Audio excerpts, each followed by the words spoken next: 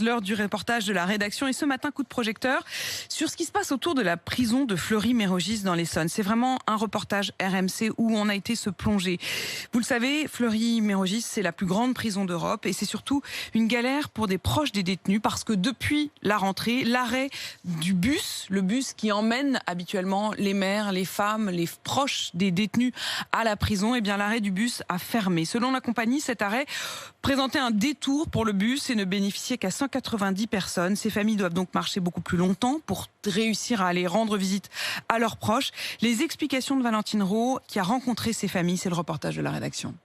Un bus, un train et encore un bus. Depuis que son frère est incarcéré à Fleury-Mérogis, Vanessa est une habituée des longs trajets en transport. Mais samedi matin, en se rendant au parloir, la jeune femme et sa mère ont une mauvaise surprise. Le bus DM05 ne suit pas le parcours habituel. Je me suis levée, j'ai été voir le conducteur. Je lui ai dit oui, monsieur, excusez-moi, vous n'allez pas à la maison d'arrêt. Il m'a dit non, on va pas à la maison d'arrêt.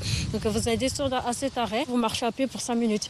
Et je regardais, j'ai mis l'adresse par le GPS et ça m'a pas mis 5 minutes, ça m'a mis 24 minutes. 24 minutes de marche, c'est trop pour la mère de Vanessa, affaiblie physiquement. Elles ont donc fait du stop pour être à l'heure au parloir, une situation que la jeune femme trouve inadmissible. On n'aurait pas le choix de prendre un taxi, quoi. C'est pas juste. Nous tous, on est courageux. Punir les familles comme ça, mais moi je n'accepte pas ça. Je suis désolée, on n'a pas le droit de punir les familles.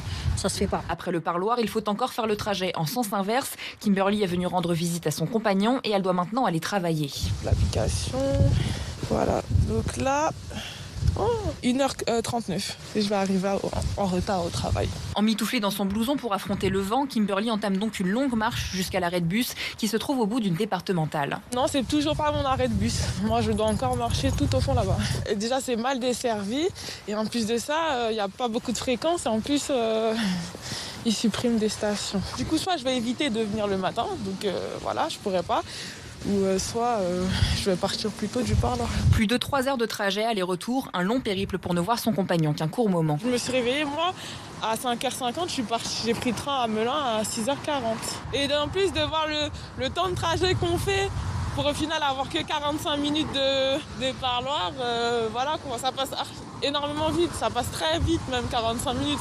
Cette difficulté d'accès aux prisons est aussi un enjeu de réinsertion sociale pour les prisonniers. C'est ce qu'explique Manon Ventura, présidente de l'association Phare et Sol. Elle a lancé une pétition de réouverture de l'arrêt de bus qui a récolté plus de 2000 signatures. J'ai trouvé ça personnellement révoltant que la desserte de la plus grande prison d'Europe puisse être négligée à ce point. Les familles sont le premier moteur de réinsertion pour les personnes qui sont en prison actuellement. Et pourtant, dans la réalité, on fait tout pour faire en sorte qu'ils soient désinsérés de la société en les mettant vraiment très très loin des centres-villes, donc très loin de leur famille. Les représentants de la prison, des régies de transport et de la région Île-de-France doivent se réunir aujourd'hui pour trouver une solution à la suppression de l'arrêt de bus.